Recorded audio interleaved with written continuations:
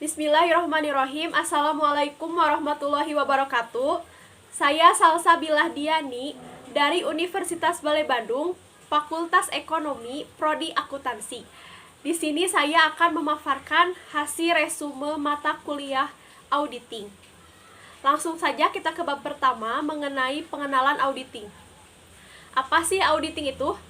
Auditing merupakan pengumpulan dan evaluasi bukti tentang informasi untuk menentukan dan melaporkan derajat kesesuaian antara informasi dan kriteria yang telah ditetapkan.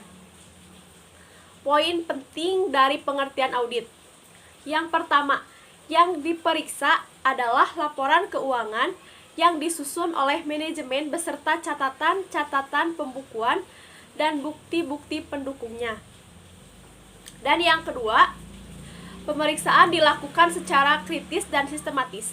Yang ketiga, pemeriksaan dilakukan oleh pihak yang independen, yaitu akuntan publik. Dan yang keempat, tujuan pemeriksaan akuntan adalah untuk memberikan pendapat mengenai kewajaran laporan keuangan yang diperiksa. Selanjutnya ada perbedaan auditing dan akunting. Auditing memiliki sifat analisis karena akuntan publik memulai pemeriksaannya dari angka-angka dalam laporan keuangan, sedangkan akunting dilakukan oleh pegawai perusahaan dengan pedoman pada standar akuntansi keuangan. Adapun aspek ekonomi dalam permintaan audit.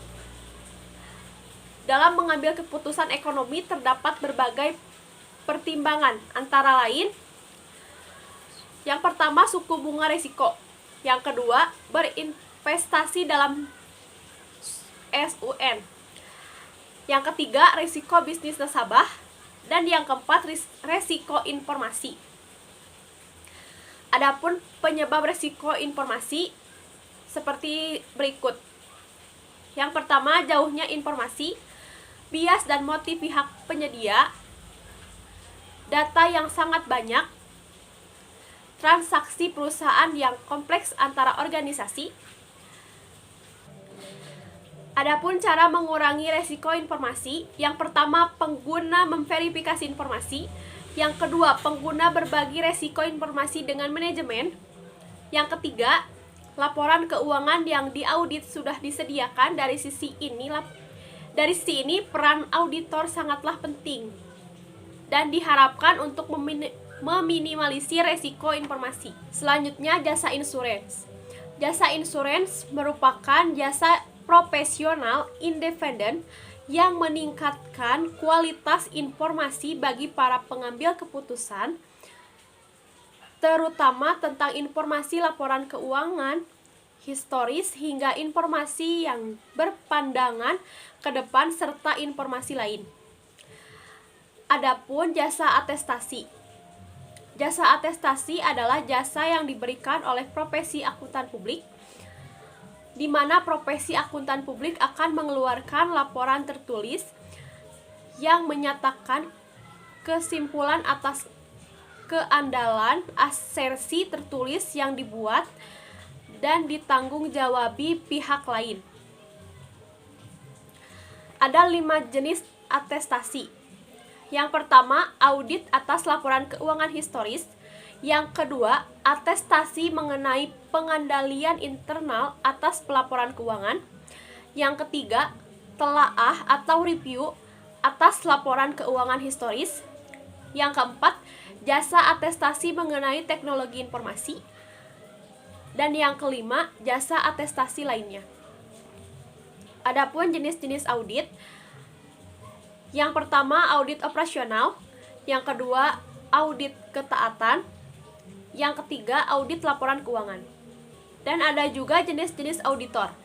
Yang pertama kantor akuntan publik, yang kedua auditor internal pemerintahan, yang ketiga auditor badan pemeriksaan keuangan, yang keempat auditor pajak, dan yang terakhir auditor internal. Selanjutnya saya akan membahas bab 2 mengenai profesi CPA. kantor akuntansi publik. Adapun kegiatan dari kantor akuntansi publik sebagai berikut. Jasa akuntansi dan pembukuan untuk menyusun laporan keuangan. Jasa perpajakan untuk menyiapkan SPT pajak perusahaan dan perorangan. Jasa konsultasi manajemen untuk mengoperasikan bisnis secara lebih efisien. Perencanaan keuangan, penilaian usaha, akuntan forensik, audit internal outsourcing. Selanjutnya adalah struktur akuntansi publik yang dipengaruhi oleh 3 faktor. Yang pertama, kebutuhan akan independensi dari klien. Yang kedua, pentingnya struktur untuk memicu kompetensi. Yang ketiga, meningkatkan resiko tuntutan hukum yang dihadapi auditor. Adapun menurut PMK nomor 17 tahun 2008, struktur organisasi KAP adalah perusahaan perorangan dalam persekutuan. Yang pertama, Public Company Accounting Oversight Board. Yang kedua, Badan Pengawas Pasar Modal dan Lembaga Keuangan. Dan yang ketiga, Institut Akuntan Publik Indonesia. Adapun standar audit yang berlaku umum, sebagai prinsip akuntansi yang diterima umum adalah standar yang mengatur bagaimana peristiwa-peristiwa ekonomi dilaporkan. Contohnya seperti prinsip harga perolehan dan pengakuan pendapatan.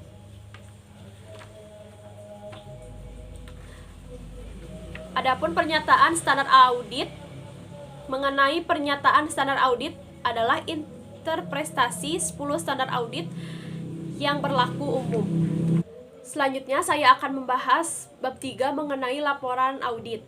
Adapun jenis-jenis laporan audit, yang pertama, laporan pendapatan wajar tanpa pengecualian. Yang kedua, laporan pendapat wajar tanpa pengecualian dengan bahasa penjelasan. Yang ketiga, laporan pendapat tidak wajar. Yang keempat, laporan pendapat wajar dengan pengecualian. Dan yang kelima, pernyataan tidak memberikan pendapat. Adapun laporan audit tanpa pengecualian sebagai berikut. Yang pertama, judul laporan. Yang kedua, alamat laporan auditing. Yang ketiga, paragraf pendahuluan. Yang keempat, paragraf ruang lingkup. Yang kelima, paragraf pendapat. Yang keenam, nama KAP. Dan yang ketujuh, tanggal lapor audit. Adapun laporan gabungan tentang laporan keuangan, pengendalian internal atas pelaporan keuangan menurut section nomor 404 dari Sarbanes Oakley ACT, yaitu paragraf pendahuluan, ruang lingkup dan pendapat dimodifikasi untuk menyerahkan referensi pada laporan manajemen tentang pengendalian internal atas pelaporan keuangan dan ruang lingkup pekerjaan auditor serta pendapat tentang pengendalian internal atas pelaporan keuangan. Adapun materialitas adalah suatu pertimbangan penting dalam menentukan jenis laporan yang tepat untuk diterbitkan di situasi tertentu. 3. Tingkatan materialitas dalam mempertimbangkan jenis laporan sebagai berikut. Yang pertama, jumlah tidak material. 2. Jumlahnya material tetapi tidak mengganggu laporan keuangan secara keseluruhan. Yang ketiga, jumlah sangat material atau pengaruhnya sangat meluas sehingga kewajiban laporan keuangan secara keseluruhan diragukan.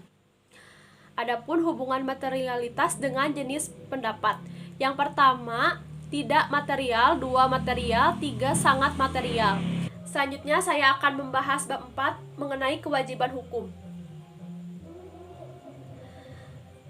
Adapun lingkungan hukum yang berubah, menurut Common Law, para profesional audit bertanggung jawab untuk memenuhi apa yang telah dinyatakan dalam kontrak dengan klien. Adapun faktor-faktor yang menjadi penyebab utamanya, yang pertama, kesadaran para pemakai laporan keuangan yang semakin meningkat akan tanggung jawab antar akuntan publik.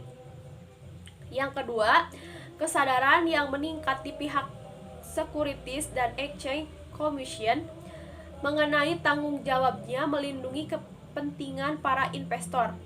Yang ketiga, kesulitan yang dihadapi hakim dan juri dalam memahami serta mempresentasikan masalah teknis akuntan dan auditing. Cara membedakan antara kegagalan bisnis, kegagalan audit, dan resiko audit sebagai berikut. Kegagalan bisnis terjadi apabila bisnis tersebut tidak mampu mengembalikan pinjamannya atau memenuhi harapan para investor. Sedangkan kegagalan audit terjadi apabila auditor mengeluarkan pendapat audit yang tidak benar karena gagal memenuhi persyaratan standar audit. Adapun syarat hukum yang berpengaruh terhadap kewajiban akuntan publik. Yang pertama, syarat yang berkaitan dengan kelalaian dan penipuan, kelalaian biasa, kelalaian besar, penipuan konsumtif, penipuan. Yang pertama, syarat yang berkaitan dengan hukum kontrak. Yang kedua, syarat lainnya. Sumber kewajiban hukum. Yang pertama, kewajiban kepada klien. Yang kedua, kewajiban kepada pihak ketiga menurut common law. Yang ketiga, kewajiban sipil menurut UP Sekuritas Federal. Yang keempat, kewajiban kriminal. Adapun kewajiban kepada klien mengenai tanggung jawab auditor kepada klien dengan adanya klaim. Yang pertama, kegagalan penyelesaian. Yang kedua, pembatalan proses audit yang tidak bertanggung jawab. Yang ketiga, kegagalan menemukan kecurangan. Adapun pembelaan auditor terhadap tuntutan klien seperti tidak ada tugas yang harus dilaksanakan. Jasa berarti bahwa faktor akuntan publik mengklaim bahwa kontrak yang tersirat ataupun yang dinyatakan secara jelas. Kewajiban sipil menurut Undang-Undang Sekuritas Federal terdapat pada Securities ACT tahun 1933, Securities Exchange ACT tahun 1934, dan sanksi SEC. Adapun aktivitas khusus dalam kewajiban hukum seperti riset dalam auditing, penempatan standar peraturan, menetapkan persyaratan for review, melawan tuntutan hukum. Selanjutnya saya akan membahas bab 5 mengenai tanggung jawab dan tujuan audit. Tujuan pengendalian laporan keuangan sebagai berikut. Pemberian opini atas kewajiban di mana laporan tersebut telah disajikan secara wajar dalam segala hal yang material, posisi keuangan, hasil usaha, dan arus kas, sesuai dengan prinsip-prinsip akuntansi yang berlaku umum di Indonesia. Adapun tanggung jawab manajemen atas kewajiban dalam referensi asersi pada laporan keuangan memberikan kebebasan bagi manajemen untuk menentukan penyajian dan pengungkapan apa saja yang dianggap penting.